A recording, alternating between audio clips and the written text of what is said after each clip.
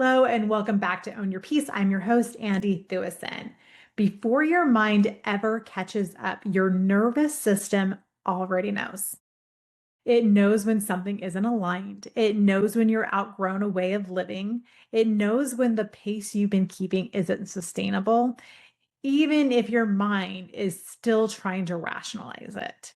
Most of us were taught to override these signals, to push through, to explain them away, to keep going until the body forces us to stop.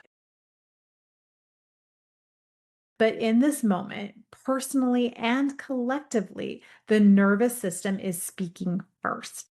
And the question isn't how to fix it. The question is whether we're really willing to listen. Today, I want to talk about what it means when your nervous system speaks before your mind does, and why that's not a problem to solve, but truly an intelligence to begin to trust. I say this all the time, your body doesn't lie. Your mind, on the other hand, loves to play tricks on you. So, learning how to truly trust the body's signals, and why I will go on and on all day long about why nervous system regulation is so important is because when the nervous system is regulated, we listen. We can hear the body more. It feels safer to speak. Let's name the misrepresentation. A lot of times our bodies are trying to send a signal to us, but because of programming, because of verbiage that we actually use on a day-to-day basis, we get these feelings conflicted, we get them confused, and we misread what our body is trying to tell us. For one, anxiety is one of those first and foremost things that our body will try to tell us and give us a message. A lot of times, our mind will go to failure, it will go to fear, it will go to spinning out when we start to feel anxiety in the body. But anxiety is just the body's response to something being different. A lot of times when we are doing the work, when we're leveling up, when we're stepping out of comfort zones, it's going to feel like anxiety in the body. It's going to feel like nervousness. It's going to feel like, I don't know if this is right. That's that anxiety. That's that ego pushing back a little bit. It's freaking out a little bit. Your ego's one job is to keep you safe. So when you push against something that is perceived unsafe, like new comfort zones, putting yourself out there, meeting new people, all these things that could read as anxiety in the body is actually just your body trying to signal that you're stepping outside of a comfort zone. And if we can reread that as like, okay, I'm feeling anxious right now. Do I have anything actually to be anxious about? Probably not.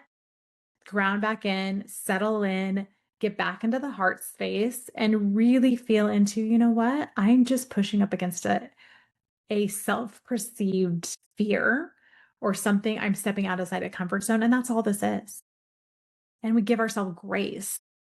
And then we're able to be like, okay, my body's just kind of doing something different. It hasn't done before, and it will catch up. So always, always question anxiety because it's not always fear. It's not always failure. It's not always something to be afraid of. Sometimes anxiety is just a bunch of energy in your body that doesn't know where to go. So moving daily can help with that. And also just sitting with it and giving it space. What is it trying to tell you? Not getting up here into the head space, but really living in that body space. Restlessness does not equal lack of purpose. Sometimes, especially when we're moving through major changes in our lives, restlessness can feel, and a lot of us are feeling restless right now because we are collectively moving into really huge new energetic cycles. I've been talking about this for the last couple of weeks. We're moving out of a year 9 in numerology, which is all about endings and closing things out. And we had the year of the snake, which is again shedding what's no longer serving us. So we have really finished 2 cycles there. I want us also to look at Neptune moving into Aries and also Saturn moving into Aries. Pisces is the last sign of the astrological wheel. Neptune is starting a brand new cycle in Aries. It hasn't done this for 180 something years.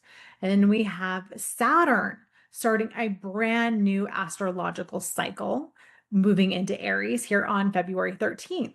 So we have 2 planets starting a brand new astrological cycle. So that's why this year, 2026, feels like fresh starts. It feels like new beginnings. We have a brand new year one in numerology. We have a brand new year of the horse, which is all about movement and embodiment and moving forward. It's going to feel like that fresh new beginning. And then we have two planets starting brand new astrological starts with Aries energy. This does feel very fated. We have our first eclipse of the year happening on February 17th on the same day of the Chinese New Year. So there's just this really massive energy of new beginnings. But we're still kind of in this year of the snake right now. And there is this restlessness of like, I know I need to go. I need to move. I need to change.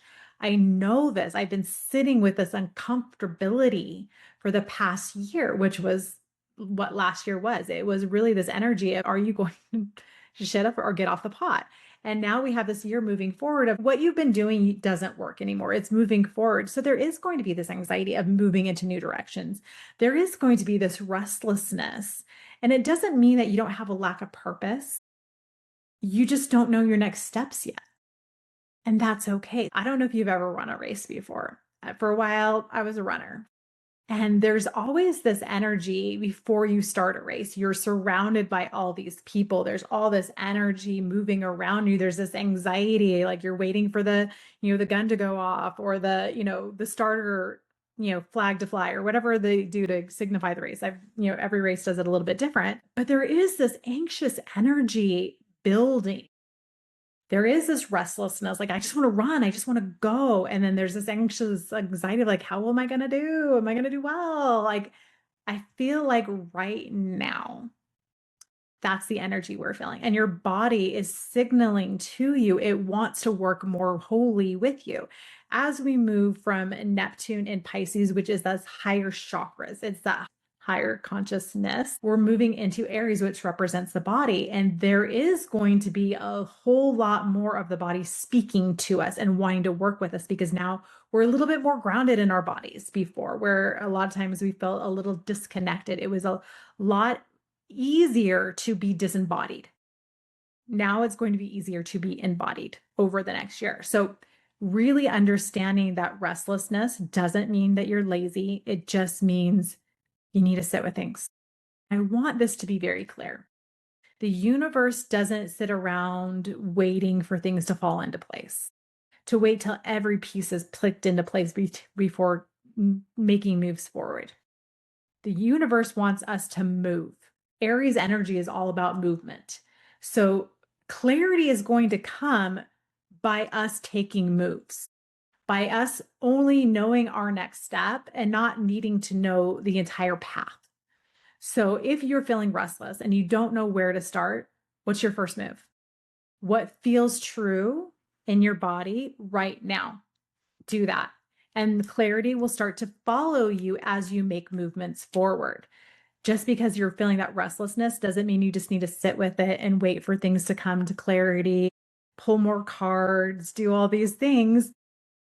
There's going to be this need of action moving forward, where Pisces was more like, let's ideate, let's sit on ideas for a while, let's ponder some more, let's meditate some more.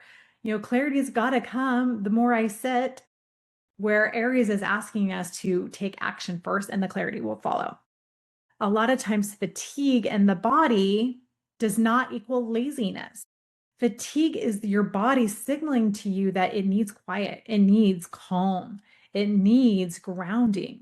And sometimes that looks like extra sleep. Sometimes meaning is just being, allowing yourself to simply be without doing. And the more we allow ourselves to really be in that energy of rest, of thoughtful, intentional rest, then our movements are more sure. Then we get those ideas of where we need to take action. So here's some reframes I want you to really think about. These are signals to you from the body, not symptoms. The body responds to truth faster than thought. So if it's true, you're going to feel it in the body first, then it will come to the thoughts. This nervous system reacts before language forms. So the more we can truly start to pay attention to how our body's responding, there's so much wisdom within the nervous system. Your nervous system isn't broken, it's responding accurately. So really pay attention to how your body and your nervous system react to different people in your life, to different scenarios, so to different places and locations, and really start to notice what feels good in the body and what doesn't. And really anchor that in as how you're making decisions moving forward. This is the major change that's happening this year. We're learning to dial back into our bodies. Again, year of the horse, and then Neptune moving, Aries, Saturn moving. We're learning from the body this year. We're learning to trust the body. Why is this happening now? I talked a lot about some of the astrological moves and numerology moves, the Chinese astrology moves. So there's a lot energetically supporting this, juncture that we find ourselves in right now.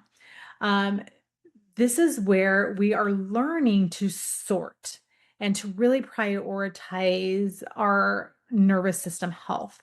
So this is where we go from speed of completion, that hustle culture that was so detrimental to so many of us. This is where we go from speed of getting things done without full integration. This is where we allow integration. We take a concept, we read on it, and we integrate. We don't speed read through things and not integrate, not letting things land. We allow things to land.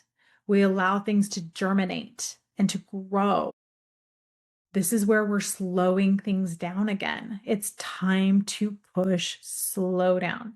I know that's going to be tricky with this year of the horse. The year of the horse wants fast, active movement. We have a lot of Aries energy that's really fast moving, but that's why it's so important as well right now to anchor into embodiment of the body, to work on the nervous system and slowing down. We need to get away from constant stimulation and decision fatigue, which are taxing our nervous system. We need to stop living from the neck up and start really anchoring into the body. And we've got to let go of this needing to be on all the time. I want you to really sit with that. What is being on all the time costing me? Oof, sit with that. This is a cultural movement. We're seeing this in technology and information overload. There's pressure to have an opinion before having felt or sensed it. We're constantly having to be in this fight or flight energy of reactivity. Everywhere we look, information is being bombarded at us. We can get information faster than we have ever had before. But this is where it's going to become more and more important to unplug, to really get back into a grounded sense with the body where we're not forcing ourselves to be on. We get to a point where we're not reactive, we're responsive. Okay, that happened. And just truly, truly allowing ourselves to not let it affect us and not get to that reaction point, and really allowing us to be like, okay, cards on the table. Let me listen to how my body's responding to this. And then I'm going to move forward. And then I'm going to take action. We slow everything down. We slow it all the way down. And then we're really able to have breathing space, which feels so much better in the body. I want you to think about the chaotic pace that you may have been in for the last several years.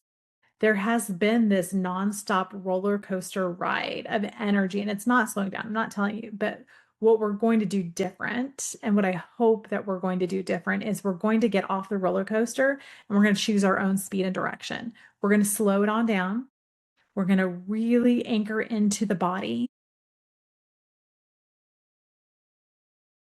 And we're going to come at things from a place of beingness, not doingness.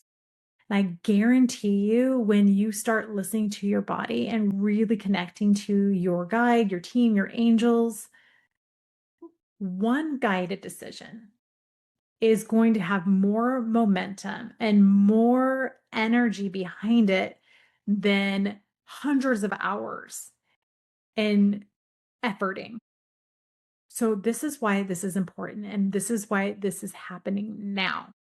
We are asking our nervous system to metabolize at a pace that isn't human, slowing it down, allowing ourselves to be at that slower pace so that we can truly become from a place of embodiment and true peace. I want peace to be the priority moving forward this year. Let's talk about the body as intelligence and really reclaiming our embodied authority. The body is the truth teller. It always is going to tell the truth. Intuition often shows up as a sensation first. There's a reason why we say it's a gut knowing. Or I just felt something. I felt that wasn't right. We use words that describe it being felt in the body first. They're very oftentimes not a thought. We feel it in the body first, then it comes as a thought. I really want you to feel this, okay? Tightness, numbness, exhaustion are messages from your body trying to get through to you. It is literally signaling how it is responding to a situation. I want you to think about sometime, in your experience. We all have these experiences where our body had a reaction to someone we met. It just felt you felt tense around them, or you just didn't feel safe, or every time their text came through, or you had an interaction, all of a sudden you had this response to it and it felt weird. If everyone else is telling you what a great person this is, but you've had this weird response to this person, that was your body telling you that they weren't safe. And maybe over time you learned why you had that response and you learned to trust yourself again. Or you might not ever know why you had that response to somebody, but always really start to trust. I want you to think about your body as a signal. We get red lights and we get green lights and then we get yellow lights. I'm going to break this down for you. When it's a red light, your body tenses. There's a tightness, there's this restriction to it.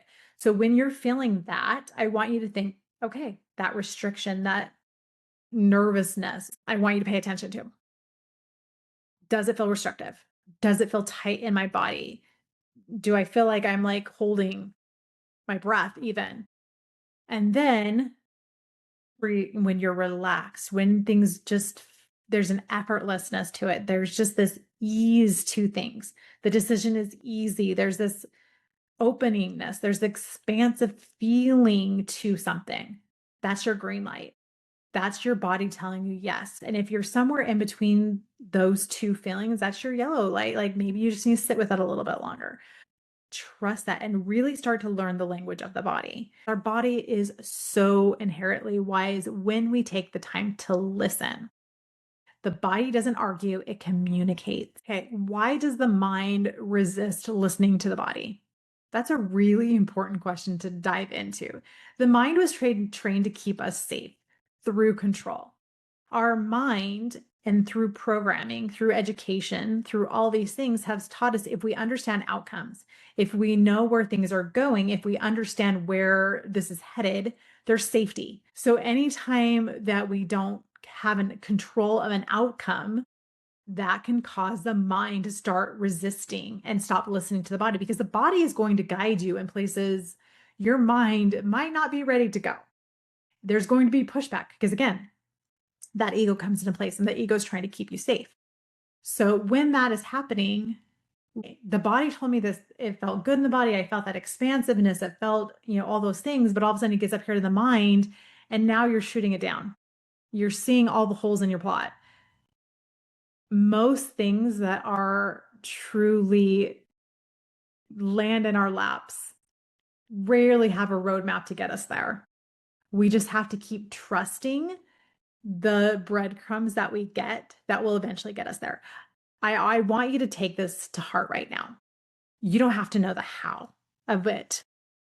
You don't have to know your rooted map the entire way. You just need to know your next step. Trust that next step, then the next step will appear. But that mind, it wants to know the whole dang itinerary of how every next step is going to unfold over the next 10 years or the next 1 year. Like there's just this control. And when we let go of that, we start trusting the body more. You're going to see really beautiful movement forward and new directions and really changing the game for yourself. Explaining feels way safer than feeling. That's why we over explain ourselves. Well, I don't know if they got that, so I'm going to keep going on this. Allow people to feel what you're saying more than what you're saying. Trust that your words are landing and that you don't have to explain. I always like to say this. Your boundaries don't need a backstory. They are what they are. And for so many of us, overthinking as protection. So many of us grew up in situations where we were walking on eggshells or we had to change and shift ourselves to feel safe, even in our own homes, because the emotional climate was all over the place. So we became predictive. We overthought, like, okay, well, this is going to happen. So I need to be here. And that overthinking became a protection for us. If I think 10 steps ahead, I can prevent problems. I can prevent things from happening. I can keep myself safe. And again, it goes back to that self-conceived sense of control over a situation. There's very little we actually have control over in our lives. And when we let go of overthinking and like, I don't have to know the how. I just need to trust that my body is saying yes to this one thing. And I'm going to go in that direction and see where it takes me. And I'm going to trust and slow down and really get in a very good conversation with my body's response to things. When we get to that headspace, we get in our own way. I want us to normalize why slowing down feels uncomfortable at first.